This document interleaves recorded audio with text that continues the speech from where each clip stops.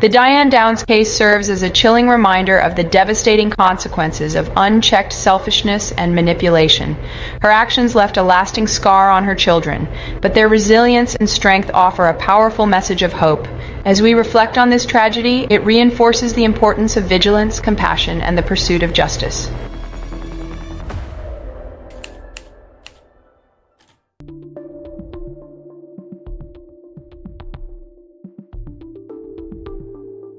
Diane Downs appeared to be an ordinary mother. Born on August 7, 1955, in Phoenix, Arizona, she grew up in a conservative household and followed the expectations set by her parents. She graduated from Moon Valley High School and later attended Pacific Coast Baptist Bible College.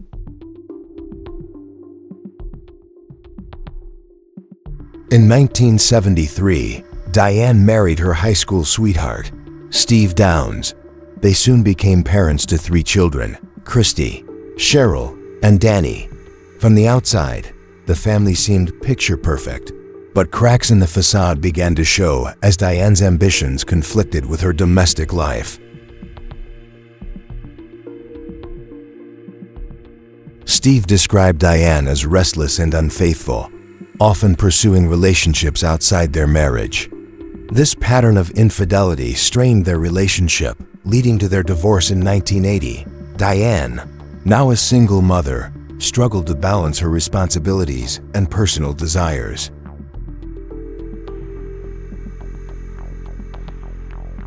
Despite her challenges, Diane worked as a postal carrier in Springfield, Oregon. However, co-workers and acquaintances often noticed her flirtatious behavior and her apparent disregard for her children's needs. She sought attention and validation, which sometimes overshadowed her role as a mother.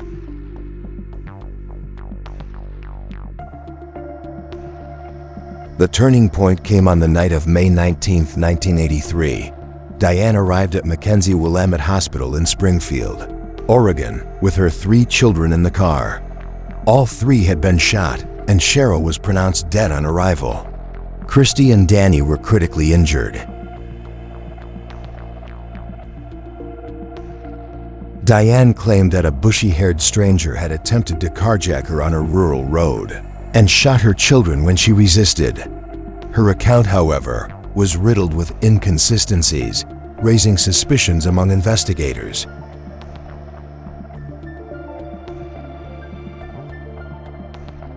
As police delved deeper, they discovered troubling evidence. The angle of the gunshot wound suggested that Diane herself might have been the shooter. Her demeanor at the hospital, calm and unemotional, further fueled doubts about her story.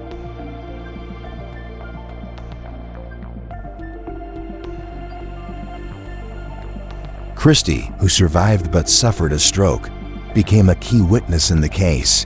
Once she regained the ability to speak, she revealed chilling details, stating that her mother had been the one to pull the trigger. Diane's motive, investigators believed, was to eliminate her children so she could pursue a new relationship unencumbered.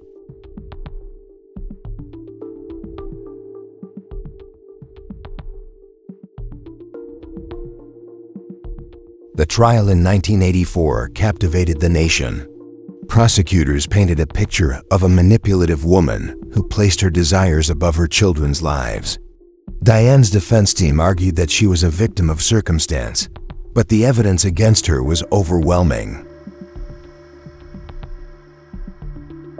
In June 1984, Diane Downs was convicted of murder, attempted murder, and assault. She was sentenced to life in prison plus 50 years. The verdict brought a sense of justice for the victims, but the case left an indelible scar on the public conscience. Diane Downs' case remains one of the most chilling examples of maternal betrayal. Following her conviction, her surviving children, Christy and Danny, were adopted by the prosecutor, Fred Hughey, and his wife. The Hughes provided a stable and loving home, helping the children rebuild their lives.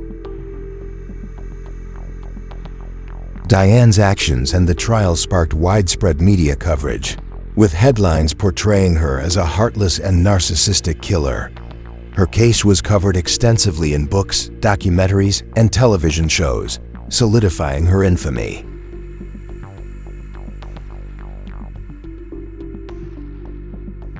In prison, Diane maintained her innocence, often granting interviews to defend her version of events. She insisted that a mysterious assailant was responsible for the attack on her children, but her narrative failed to align with the physical and forensic evidence.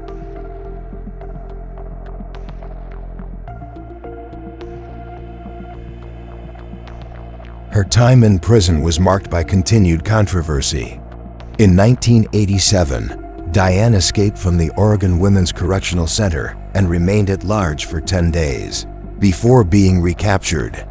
Her escape further fueled public fascination with her case and reinforced perceptions of her as cunning and dangerous.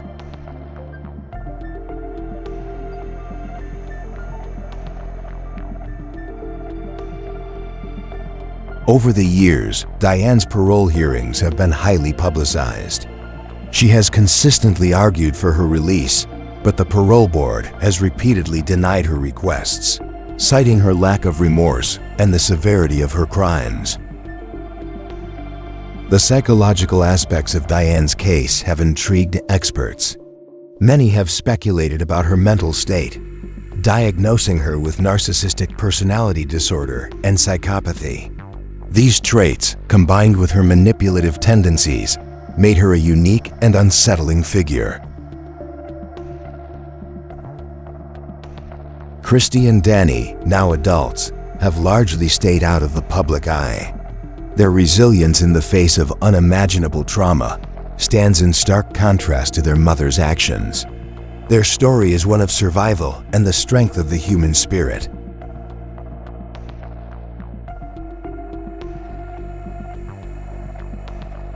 Diane Downs' case also had a significant impact on child welfare policies. It highlighted the importance of recognizing warning signs of abuse and ensuring that children in dangerous situations receive timely intervention.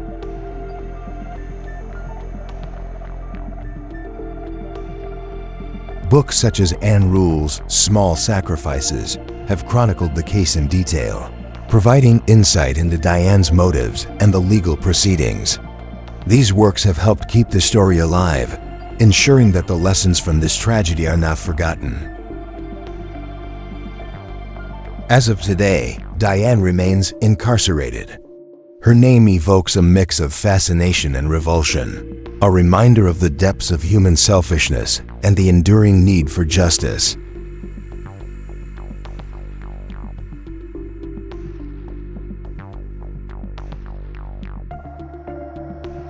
The legacy of the Diane Downs case is a stark reminder of the fragility of trust and the devastating consequences of unchecked selfishness. It also serves as a testament to the resilience of those who survive unthinkable tragedies, finding hope and healing in the aftermath of darkness.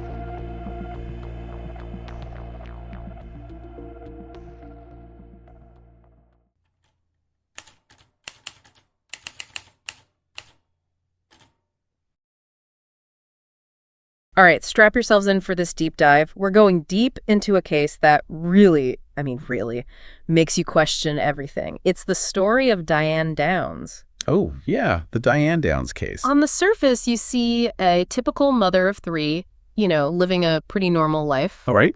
But as you'll find out, things take a dark turn, a very dark turn. Absolutely. Plunging into this horrific crime. It's one of those cases that, like you said, makes you question things. Yeah. How could a seemingly ordinary woman be accused of shooting her own children? That's the question, isn't it? That's what we're going to try to uncover today. Yeah, let's get into it. So, what really gets me about this case, it's like this deceptive facade that Diane Downs presented to the world. It's like, you can't judge a book by its cover, It's so true. And this case is a prime example of that.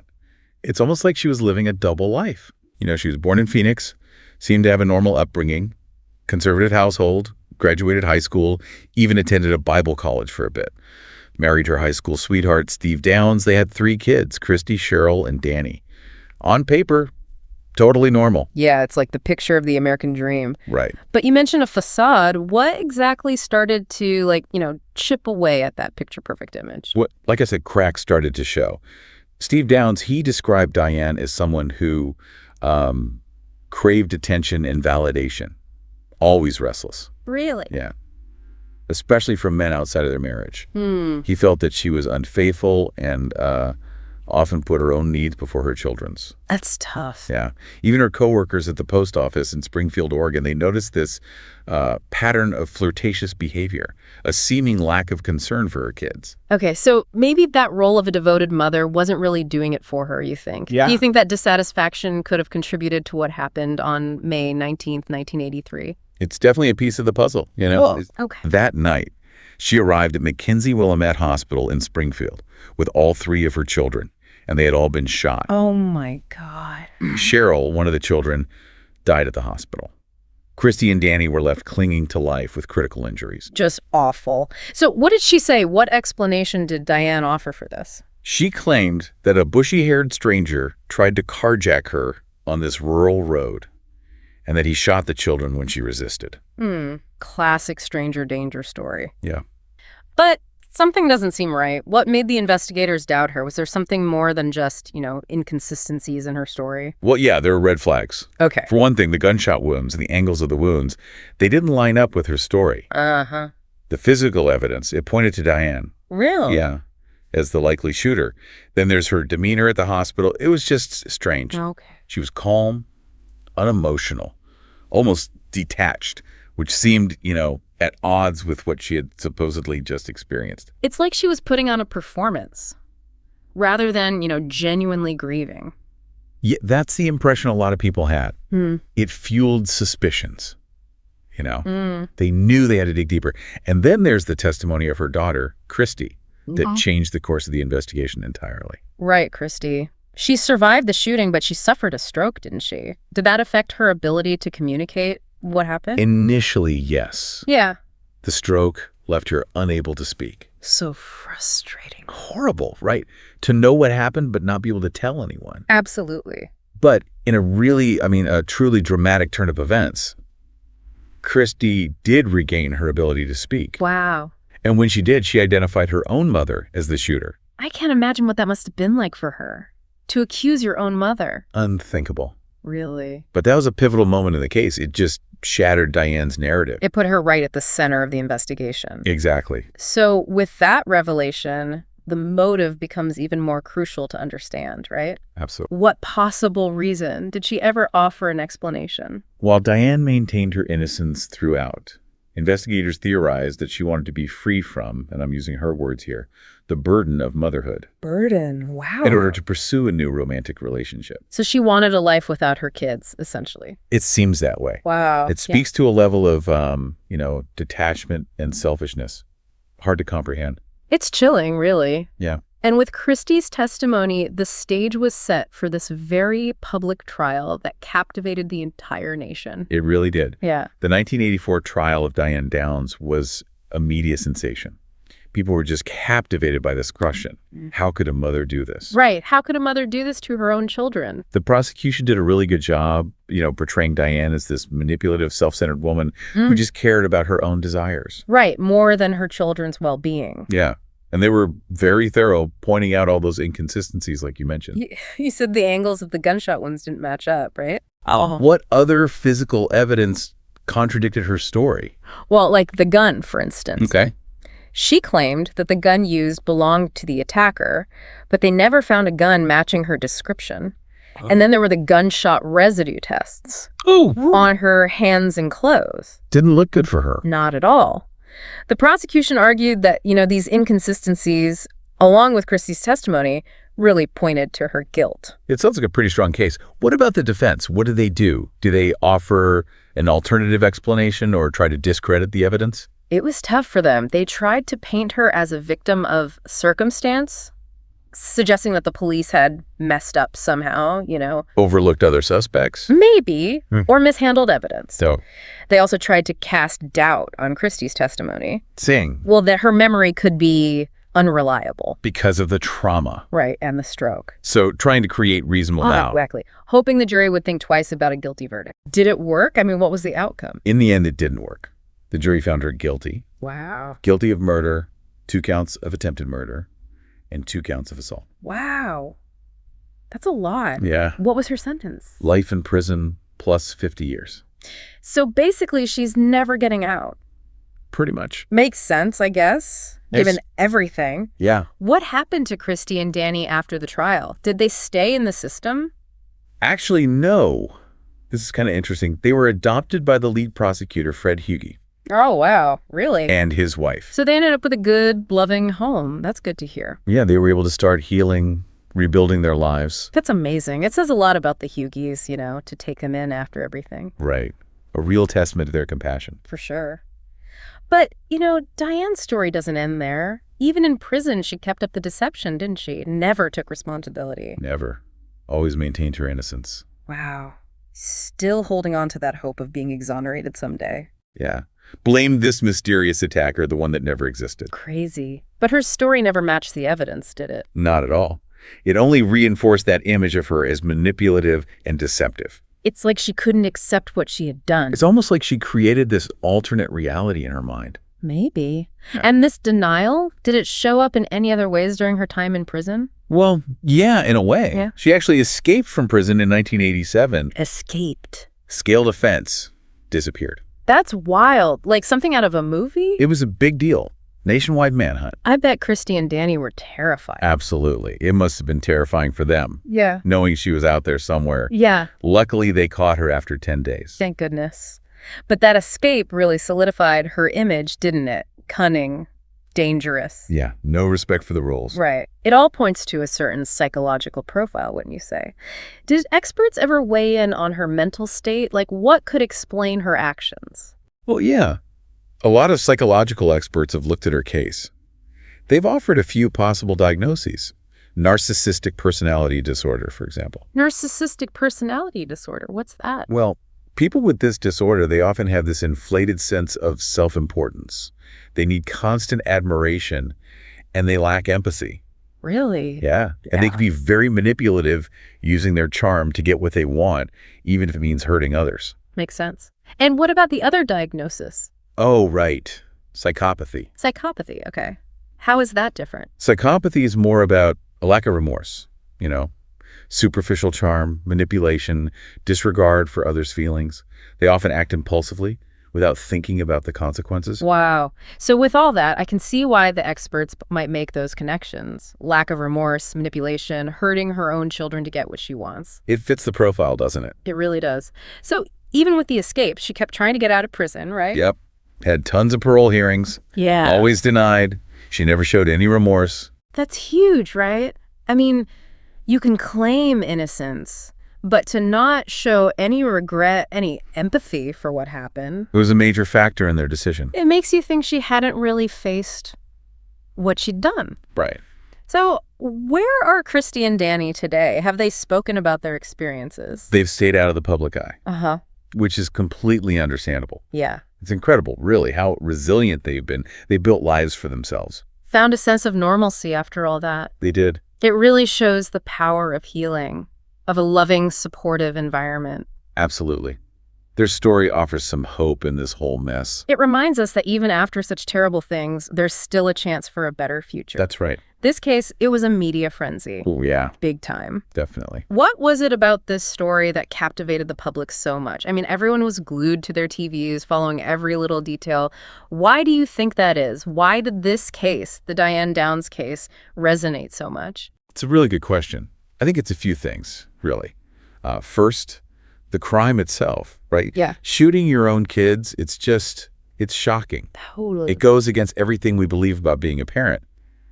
That instinct to protect your kids, It's like the ultimate betrayal of family, of trust, of everything. Yeah, exactly. And then you have Diane herself. Right. She wasn't like the typical image of a killer. What do you mean? Well, she was young, attractive, seemed normal. Mm-hmm.